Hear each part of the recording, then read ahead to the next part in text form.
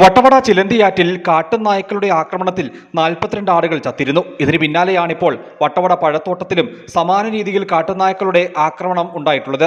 ഇവിടെ 10ഓളം ആടുകൾ കൊല്ലപ്പെട്ടതായാണ് വിവരം.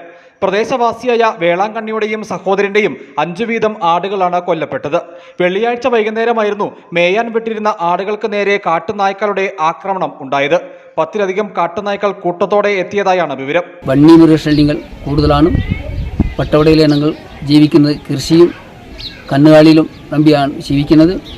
ഈ വട്ടവടയിലെ കടന്ന വാരം ചിലന്തിയാർ ഭാഗത്തിലെ കനകരാസിൻ്റെ ആട് ഒരു 42 ആട് കാട്ടിനായിന്ന് സെന്ന പിടിച്ച് നശിപ്പിച്ചിട്ടുണ്ട്. അത് കടന്ന വാരൻ്റെ നീസിലും അതിനും കൊടുത്തിട്ടുണ്ട്. അതുപോലെ തന്നെ ഇന്നലെയും പളത്തോട്ട് ഭാഗത്ത് വേലാങ്കണ്ണിയും അവർ സഹോദരർ മരീദാസിൻ്റെ 2 ആടുകളിലും 10 ആട്ടുകളെ ഈ നശിപ്പിച്ചിട്ടുണ്ട്. ദയവായി സർക്കാർ അവർക്ക് നഷ്ടപരിഹാരം കൊടുക്കണം. കാട്ടുനായ്ക്കളുടെ ആക്രമണം ഉണ്ടായതോടെ ആടുകൾ ചിതറിയോടി. വട്ടവട മേഖലയിൽ കാട്ടുനായ്ക്കളുടെ ആക്രമണം വർദ്ധിച്ചത് ആളുകളിൽ ആശങ്ക ഉയർത്തിയിട്ടുണ്ട്. ജനവാസ മേഖലയിൽ ഇറങ്ങി വീണ്ടും കാട്ടുനായ്ക്കൾ വളർത്തുമൃഗങ്ങളെ ആക്രമിക്കുമോ എന്ന ആശങ്ക കർഷകർ പങ്കുവയ്ക്കുന്നു. തോട്ടം മേഖലയിൽ വളർത്തുമൃഗങ്ങൾക്ക് നേരെ കടുവയുടെയും പുലിയുടെയും ഒക്കെ ആക്രമണം ഉണ്ടാകുന്നത് ആവർത്തിക്കപ്പെടുന്നതിനിടയിലാണ് കാട്ടുനായ്ക്കളുടെ സാന്നിധ്യവും ഉണ്ടായിട്ടുള്ളത്. News bureau, Adimali.